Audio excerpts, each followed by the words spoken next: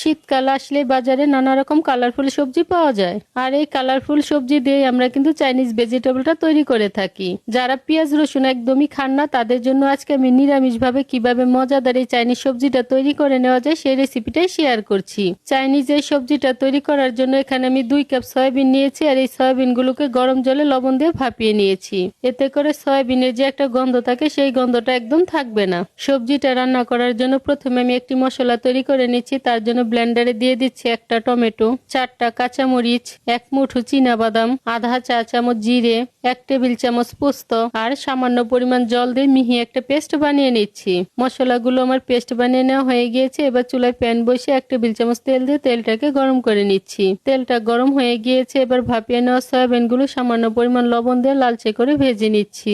সয়াবিনগুলো ভেজে নেওয়া হয়ে গিয়েছে। এবার এগুলোকে আমি প্যান থেকে তুলে নিচ্ছি। তারপরে এই একই প্যানে 1 টেবিল চামচ তেল দিয়ে তেলটাকে গরম করে নিচ্ছি।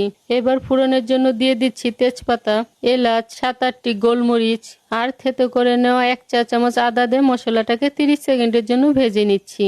এখন হয়তো ভাবছেন চাইনিজ ভেজিটেবল আবার ফোড়ন কিসের? যেহেতু আমিষ ছাড়াই আপনি সবজিটাকে রান্না করছেন, তার জন্য ফোড়নটা যদি দিয়ে দেন খেতে বেশি ভালো লাগবে। ফোড়ন থেকে সুন্দর একটা ফ্লেভার বের হয়েছে। এবার তৈরি করে রাখা পেস্ট এর মধ্যে দিয়ে খুব ভালো করে মশলাটাকে কষিয়ে নিচ্ছি। মশলা থেকে তেল ছাড়তে শুরু করেছে। এবার এর মধ্যে দিয়ে দিচ্ছি গাজর, ফুলকপি, ব্রকলি, বাঁধাকপি, বরবটি আর পেঁপে দিয়ে সবকিছু ভালো করে মিশিয়ে নিচ্ছি। সবগুলো সবজি আমি 1 কাপ করে নিয়েছি, আর সবজিগুলো কিন্তু ভাপানো ছিল। মশলার সাথে সবজিগুলোকে কিছুক্ষণ কষিয়ে নেওয়ার পর এবার ব্লেন্ডার জারটা ধুয়ে এর মধ্যে পরিমাণ মতো জল দিয়ে দিচ্ছি। তারপর স্বাদ মতো লবণ দিয়ে সবজির সাথে খুব ভালো করে মিশিয়ে নিচ্ছি।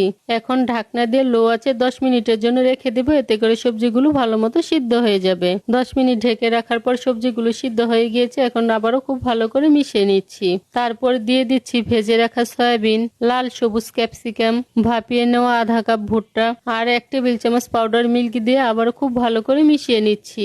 এখন ঢাকনা দিয়ে আবারও 5 মিনিটের জন্য ঢেকে রাখবো। 5 মিনিট পর ঢাকনাটা তুলে আবারও খুব ভালো করে মিশিয়ে নিচ্ছি। তারপর দিয়ে দিচ্ছি আধা চা চামচ কালো গোলমরিচের গুঁড়ো আর আগে থেকে গুলে রাখা 1 টেবিল চামচ কর্নফ্লাওয়ার দিয়ে আবারও খুব ভালো করে মিশিয়ে নিচ্ছি। কর্নফ্লাওয়ার দিলে সবজিটা মাখো মাখো হবে আর খেতেও ভালো লাগবে। যদি কর্নফ্লাওয়ার দিতে না চান তাহলে কিন্তু সবজিটা কর্নফ্লাওয়ার ছাড়াও রান্না করতে পারবেন। কর্নফ্লাওয়ারটা দিয়ে ভালো করে মিশিয়ে 2 মিনিটের জন্য আবারও ঢাকনা দিয়ে ঢেকে রাখবো। 2 মিনিট পর ঢাকনাটা তুলে আবারও মিশিয়ে নিচ্ছি। তারপর 1 টেবিল চামচ ঘি ছড়িয়ে ঢাকনা দিয়ে স্ট্যান্ডিং টাইমে রেখে নামিয়ে নিচ্ছি। ব্যাস তৈরি হয়ে গিয়েছে কোনো রকম আমিষের ব্যবহার ছাড়া মজাদার এই চাইনিজ ভেজিটেবল। যারা মাছ, মাংস, পেঁয়াজ, রসুন একদমই খান না তারা একবার হলো রেসিপিটিকে ট্রাই করতে পারেন।